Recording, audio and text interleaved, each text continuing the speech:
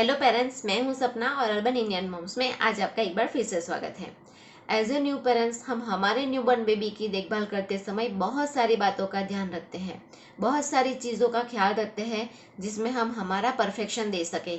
लेकिन कई बार बहुत ज़्यादा ध्यान रखने के चक्कर में हम हमारे छोटे बेबी के साथ कुछ ऐसी गलतियां कर देते हैं जिसका दुष्परिणाम हमारे बच्चे को भुगतना पड़ सकता है।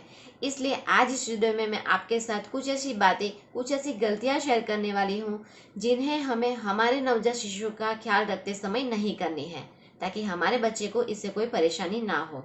तो चलिए वीडियो शुरू करते हैं और जानते हैं कि ये सारी गलतियां कौन कौन सी हैं। लेकिन उससे पहले अगर आप हमारे इस चैनल को पहली बार विजिट कर रहे हैं, हमारे इस वीडियो को पहली बार देख रहे हैं, तो वीडियो के नीचे दिए गए सब्सक्राइब बटन को जरूर प्रेस कर दीजिएगा, ताकि हमारे ऐसे ही सभी इन्फॉर्मेटिव वीडियो की नोटिफिकेशन आपको मिलती रहे। तो चलिए वीडियो शुरू करते हैं।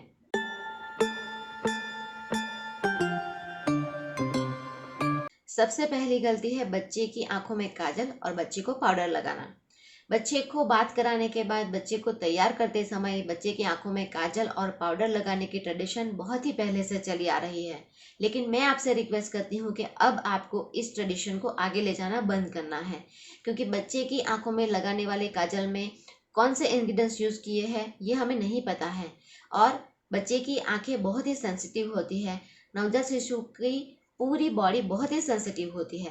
इसलिए बच्चे की आंखों में अगर हम काजल लगाएंगे तो उसकी क्या बैड इफेक्ट बच्चे की आंखों में होगी वो हमें नहीं पता है। इसलिए आप हो सके तो पहले 1 साल तक बच्चे की आंखों में बिल्कुल भी काजल न लगाएं। इसी तरह हमें बच्चे को तैयार करते वक्त बेबी पाउडर का यूज भी बिल्कुल नहीं करना है, क्योंकि जब बच्चे को पाउडर लगाते हैं तब उसके पार्टिकल हवा में उड़ते हैं और ये पार्टिकल बच्चा जब सांस लेता है तब उसके नाक के थ्रू बच्चे के लंग्स में जाकर उन्हें वहां नुकसान कर सकते हैं। बच्चे को सांस लेने में तकलीफ हो सकती है, बच्चे को अस्थमा जैसी बीमारियां भी हो सकती है। इसलिए आप हो सके तो बच्चे के ऊपर काजल और पाउडर का प्रयोग बिल्कुल ना करें। बच्चे के लिए पाउडर लगाना कितना नुकसानदेह है, बच्चे को इससे कितनी बीमारियां हो सकती है, इसके ऊपर चैनल पे पहले से ही वीडियो अवेलेबल है, जिसे आप आई बटन पे क्लिक करके देख सकती है। दूसरी गलती है बच्चे को दूध पिलाने के बाद या फिर बच्चे को नींद में से जगने के तुरंत बाद बच्चे की मालिश करना। बच्चे को दूध पिलाने के तुरंत बाद आप बच्चे की मालिश बिल्कुल ना करें, क्योंकि बच्चे की मालिश करते समय बच्चे का पेट दबेगा और बच्चे ने जो दूध पिया होगा वो वॉमिटिंग के थ्रू बाहर आ जाएगा। उसी तरह आप बच्चे को कभी भी नींद में से जगाकर तुरंत उसे मालिश करने ना बैठ जाए। कई बार ऐसा होता है कि कई घरों में मालिश करने के लिए बाहर से हम किसी लेडी को बुलाते हैं, और जब वो लेडी आती है तो कई बार ऐसा टाइम होता है कि बच्चा तब सो रहा होता है, तो हम बच्चे को उठाते हैं और फिर उसे मालिश करने के लिए दे देते हैं।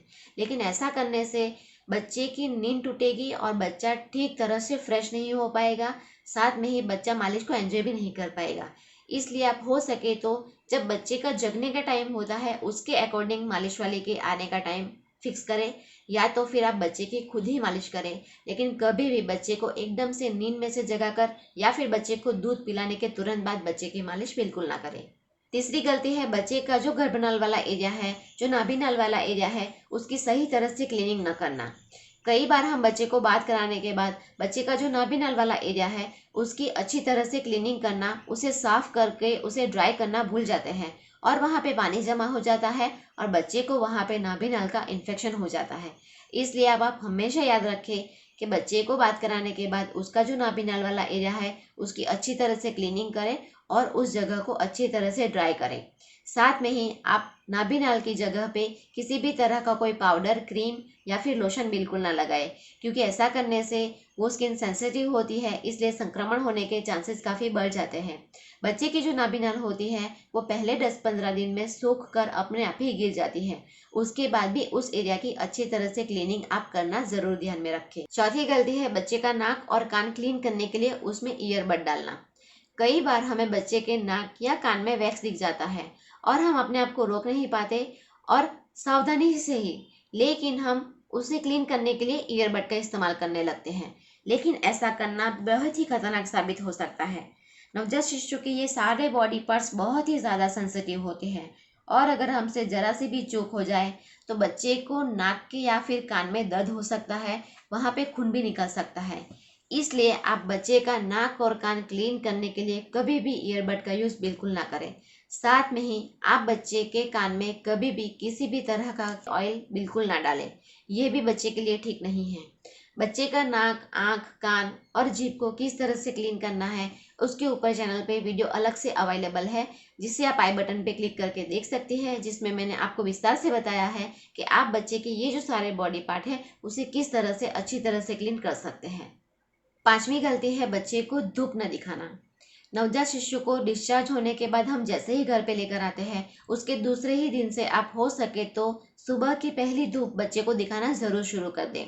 आप बच्चे को हर रोज सुबह की पहली धूप में 10-15 मिनट तक लेकर जरूर बैठें, क्योंकि सुबह की जो पहली धूप होती है, जो सूर्य की किरणें होती है, उसमें से बच्चे को भरपूर मात्रा में विटामिन डी मिलता है, जो बच्चे की हड्डियों के लिए काफी जरूरी है। साथ में ही कई नवजात बच्चों को जन्म के पहले वीक में ही पीलिया हो जाता है, जॉन्डिस हो जाता है। तो अगर आप बच्चे को पहले ही दिन से धूप दिखाना शुरू कर दोगे तो बच्चे की ये जो पीलिया होने की संभावना है ये काफ़ी कम हो जाएगी। बच्चे को पीलिया क्यों हो जाता है और उसके क्या घरेलू उपचार है, उसके ऊपर भी चैनल पे वीडियो अवेलेबल है, जिसे आप आई बटन पे क्लिक करके देख सकती हैं। अगली गलती है बच्चे को अकेला छोड़कर जाना। आप कभी भी अपना काम निपटाने के लिए बच्चे को अकेला छोड़कर कहीं ना जाएं। आप बच्चे को हमेशा अपने ऑब्जर्वेशन में ही रखें। छोटा बच्चा ज़्यादा से ज़्यादा समय अपनी माँ के साथ बिताता है, और अगर आप उसे छोड़कर अपना काम निपटाने के लिए कहीं जाएंगे तो बच्चा जब अपनी आसपास अपनी माँ को नहीं पाएगा तो वो डर जाएगा और वो रोने लगेगा, उसे अनकंफर्टेबल फील होने लगेगा। इसलिए आप बच्चे को अकेला छोड़कर कहीं ना जाएं। आप अपने रूटीन के भी जो काम है, बात करना या फिर दूसरे जो भी काम है, उसे निपटाने के लिए भी आप जब बच्चा सो रहा हो उस टाइम का उपयोग करें। और अगर आपको किसी काम से कहीं जाना भी पड़े तो आप बच्चे के पास हमेशा किसी और को बिठा कर जाए, ताकि बच्चे को अकेला फील ना हो। अगली गलती है बच्चे को एकदम झटके से उठाना। आप नवजात शिशु को कभी भी एकदम झटके से बेड पर से या फिर जब वो सो रहा हो तब बिल्कुल ना उठाए। एक स्टडी में ऐसा पाया गया है कि ऐसा करने से बच्चों में सिड्स यानी कि सडन इन्फेंट डेथ सिंड्रोम होने का खतरा बढ़ जाता है। अचानक ऐसा करने से बच्चे के सिर में खून रिसने लगता है, जो बच्चे के लिए काफी खतरनाक हो सकता है। इसलिए आप कभी भी बच्चे को एकदम झटके से बिल्कुल ना उठाए। जब भी आप बच्चे को सो रहे हो और जगाना चाहते हो तब भी आप बच्चे के पाँव में हल्की गुदगुदी करें, लेकिन उसे एकदम झटके से एकदम जोर से आवाज लगाकर तो बिल्कुल ना उठाए। अगली गलती है अपने नवजात शिशु को अपने घर के किसी बीमार सदस्य के साथ रखना। आप अपने नवजात शिशु को कभी भी किसी भी बीमार सदस्य के हाथ में खेलने के लिए ना दे, ना ही उनके साथ में रखें। नवजात शिशु की इम्यूनिटी बहुत ही कम होती है और वो बड़ों की तुलना में बहुत ही जल्दी इन्फेक्टेड हो जाते हैं। इसलिए आप अपने घर में किसी भी बीमार व्यक्ति हो तो उसके हाथ में अपने नवजात शिशु को बिल्कुल ना दें। अगली गलती है अपने नवजात शिशु के लिए बहुत ज़्यादा फैंसी चीज़ों की खरीदी करना। आप अपने नवजात शिशु के लिए जो भी कपड़े खरीदे, ध्यान रखें कि वो बहुत ज़्यादा फैंसी, बहुत ज़्यादा चमकदार या फिर उसे चुभे ऐसे कपड़े ना हो, क्योंकि बच्चे ऐसे कपड़ों में बहुत ज़्यादा अनकंफर्टेबल फील करते हैं। साथ में ही बच्चे का जो भी ब्लैंकेट या फिर उसके लिए जो भी हैट या फिर बेडशीट खरीदे, ध्यान रखें कि वो बहुत ज़्यादा फर वाली ना हो, क्योंकि उसमें जो भी रुई या जो भी धागे होते हैं वो बच्चे के नाक में जा सकते हैं, बच्चा उसे अपने मुंह में ले सकता है और इससे बच्चे को परेशानी हो सकती है। इसलिए आप ध्यान रखें कि बच्चों के लिए सिंपल चीज़ों की ही, सिंपल कपड़ों की ही खरीदी करें, बहुत ज़्यादा फैंसी चीज़ों की खरीदी ना करें। साथ में ही आप बच्चों को कभी भी ओवर ड्रेस ना करें। आप बच्चे को सीजन के अकॉर्डिंग बहुत ज़्यादा ठंड ना लगे और बहुत ज़्यादा गर्मी भी ना लगे ऐसे कपड़े पहनाएं, ताकि बच्चे की बॉडी का टेम्परेचर मेंटेन रहे। अगली गलती है अपने छोटे बच्चों को लेकर किसी भी फंक्शन में या फिर किसी भी क्राउडेड प्लेसेस में जाना। आप हो सके तो पहले 6-7 महीने तक अपने छोटे बच्चे को लेकर किसी भी फंक्शन में या फिर किसी भी क्राउडेड प्लेसेस में ना जाए, क्योंकि छोटे बच्चों की इम्यूनिटी बहुत ही कम होती है, इसलिए वो बहुत ही जल्दी संक्रमित हो जाते हैं और बीमार पड़ जाते हैं। साथ में ही पहले 3-4 महीने तक बच्चों का जो सोने का रूटीन होता है वो बहुत ही ज़रूरी होता है, और आप बच्चे को कहीं पे बाहर लेके जाओगे तो बच्चे का ये रूटीन भी डिस्टर्ब होता है। इसलिए आप हो सके तो बच्चे को अगर वैक्सीनेशन के लिए या फिर डॉक्टर को दिखाने ले जाना हो तो ही बाहर लेकर जाए। बच्चे को एकदम जरूरी ना हो तब तक किसी भी क्राउडेड एरिया में या फिर किसी भी फंक्शन में लेकर बिल्कुल ना जाए। अगली गलती है बच्चा जब जग रहा हो तब उसके नाखून काटना।